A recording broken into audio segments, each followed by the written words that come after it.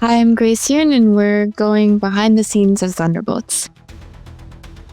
Kevin wanted it to feel quite different from the rest of the Marvel Universe. So Jake and I really took it to heart to, even in our approach, to try to do things more practically as well in terms of all the effects, and to have as many of our sets and our environments in camera as possible. Considering our cast of characters with the narrative that we were exploring and developing with the script, all of them were very much like anti-hero characters. They weren't very public-facing characters. So we kind of wanted the world to reflect that and feel a bit more underground and also very Earth-based as well, because none of the characters were from a different planet or could fly or they didn't have necessarily otherworldly superhero powers.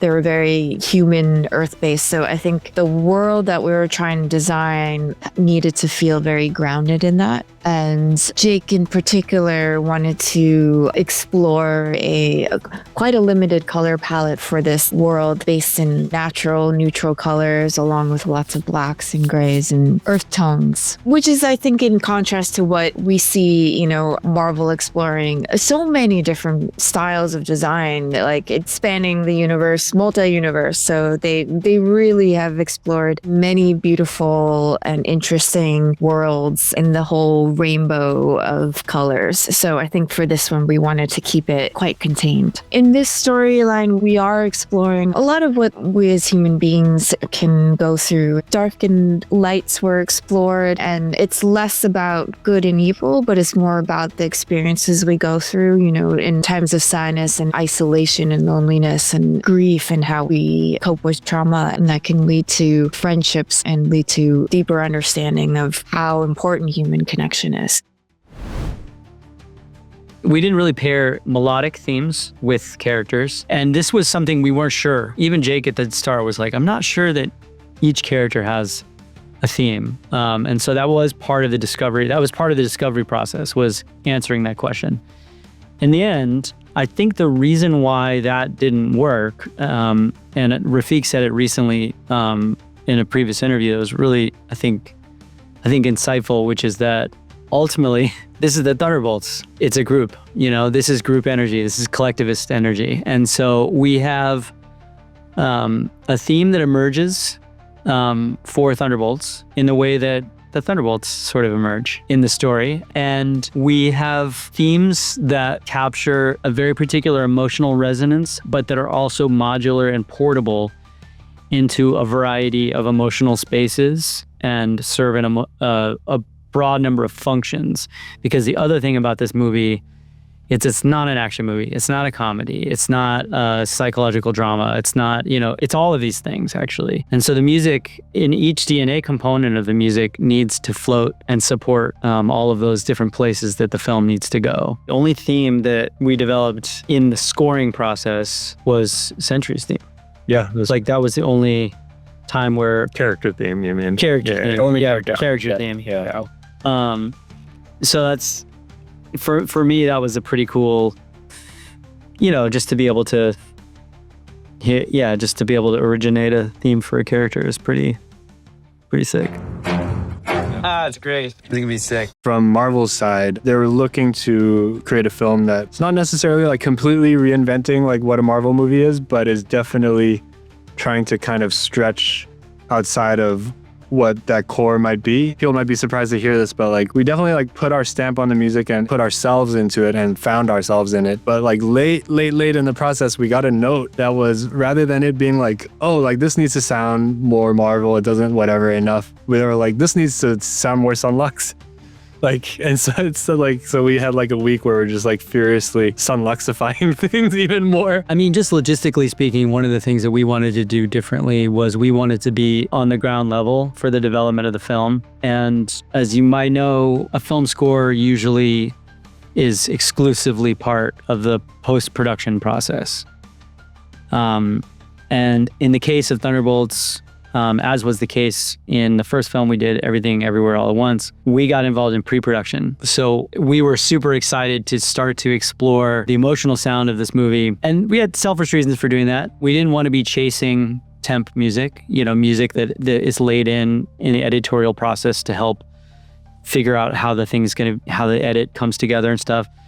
We wanted to put our stamp on it early on. And it was something that Jake was also super behind. And we did it to a degree that Marvel, to our knowledge, has never done before. Not only did we develop our primary themes in advance of shooting, we began to explore dozens and dozens of iterations of the themes so that once it was shot, as it was coming together, the temp music that went on the cut was almost exclusively ours, that we had developed bespoke for this film. So it always sounded like itself. And that was the goal. It was risky. It was a lot of work, but I'm proud to say, I think it worked. Boo. The Bob was quite a fun one to develop and think about, because it was considered something that would eliminate all the evidence. And then as we started thinking about, and there was like something in the script that talked about a fireball, being the eliminating element. So that started to lead in my research into huge industrial incinerators. So speaking with Jake about it, we developed a design that Kevin actually liked, that idea that it would be in an incinerator. So I took some cues of incinerators in terms of the gas pipes and these huge interesting shapes, this trapezoidal shapes. So that's when Jake was like, oh, we should have the fireball coming from above, and there should be these huge burners coming from above. So the fun thing about it was that we got to build a 360 set, including those huge structures that were meant to be the burners in the set that were kind of these monoliths overhead.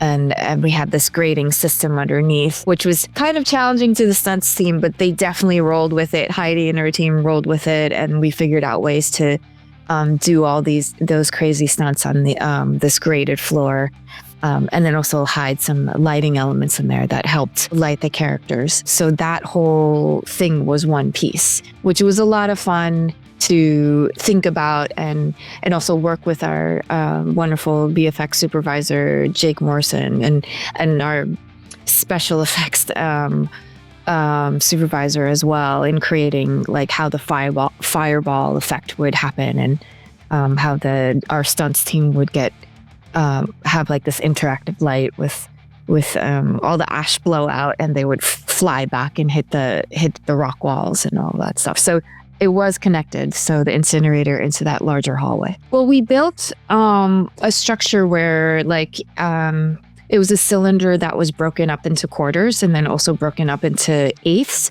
just so that we could have our actors on this very specialized rig with seats. So, and room for camera, and also for a light, so that they can actually rotate around on the rig. So we had two 16-foot sections, and then we could also combine it to a 32-foot section. So when the stunts team did that whole drop for the cucumber sneeze scene, they actually dropped in our set, which was fun to provide. Right off the bat, we knew that this was going to be heavily orchestral. In that way, it's sort of honoring the tradition of the MCU, which, within the universe, there's also a lot of other ideas that exist, but orchestra is a stronghold. We were told that Kevin Feige's favorite composer is John Williams. So that was on our minds. But at the same time, Jake gave us a directive early on that he was looking to make a more grounded, grittier, kind of tangible Marvel film. And with that in mind, he wanted to task us with coming up with ideas that were more like minimal and more kind of less bombastic and more kind of intimate sounding. And one of the ways in which we explored that was through percussion. Now, there are definitely moments in the film that have big, orchestral bass drums and like things like that. But a big part of the percussive identity of the film came from unlikely sources. The studio that I work out of, was having some deliveries come in, and they came in on these wooden pallets. And after the deliveries were done, the pallets were just standing by the door ready to go to the trash. And I kind of walked by and just knocked on it. And I was like, that sounds pretty cool. And maybe that could be, a sound that fits the brief for this film. And so I recorded a bunch of ideas for that. And that ended up being the backbone for a lot of the sort of percussive sonic texture of the film, as well as Ryan also recorded in his studio himself playing on a bunch of kitchen items and garden items, even things like that. And so we kind of, I think that's one way in which we found a way to have elements that can still propel things and give energy without it being huge and bombastic. And another way in which we explored that we had a lot of fun with is exploring kind of electronically processing orchestral sounds. And we were only able to do that with the trust of the studio. And Marvel gave us the opportunity to not only record orchestra at the end of the process, which is what is typically done for scoring, but also record orchestra much earlier on in the process, just playing sort of raw ideas and raw textures and experimenting. And that is a way in which we work as a band, where we kind of record raw ideas and then manipulate them and create sort of virtual instruments in software kind of zone. And that was something that we were able to do with a full orchestra, which is crazy. It's great. And, they took a risk, a financial risk to allow us to do this. And I think it really paid off because it's all over the film, and it really helped us blur the lines between reality of what sounds like an orchestra playing in the room and what's more maybe surreal, and kind of the gradient between those. We were able to really explore that, and we're super grateful for it because it was really fun. I think the biggest challenge was designing the sequence of how all those rooms would connect.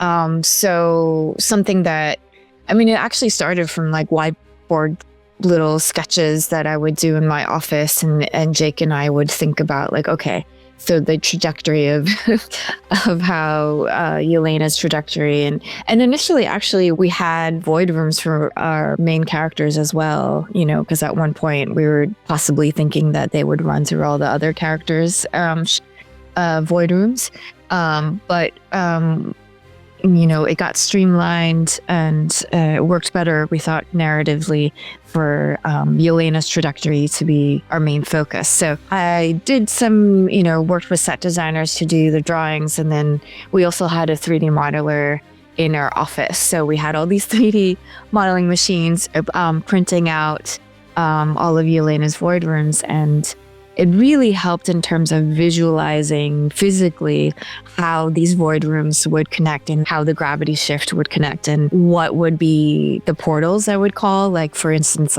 she goes through the wall and then drops through the ceiling into the training room, and then going through the mirror she would end up into the bathroom. So that was a very tactile way for Jake and I to figure out those transitions. And it was helpful for all of our other heads of department. The dream scenario was do we actually have to put everything on a gimbal, these sets on a gimbal or teeter-totters, these massive things. But we figured out there was a way to just keep it stable and make the gravity shifts actually in camera, so the camera itself would move along with Florence. But the stunt was actually special effects blowouts. So that part was in camera, or at least reference for VFX, and all of that would happen. And so, for instance, the forest set, we had set up a wall plug with a blowout for her to run through and for the effect to blow at the same time, and then the camera would shift she would fall into our lovely Sarah, our lovely stunt performer, did a rig where she would fall into the red room table, and we made a hole in the ceiling so VFX could capture the scene when she looks back up into the ceiling. So they were stable sets. Amazing. Thank you all so much. I'm excited for people to see this film and really enjoy your work. Thank you so much. Thank you. Thank you so much for your interest. I really appreciate being able to talk about it.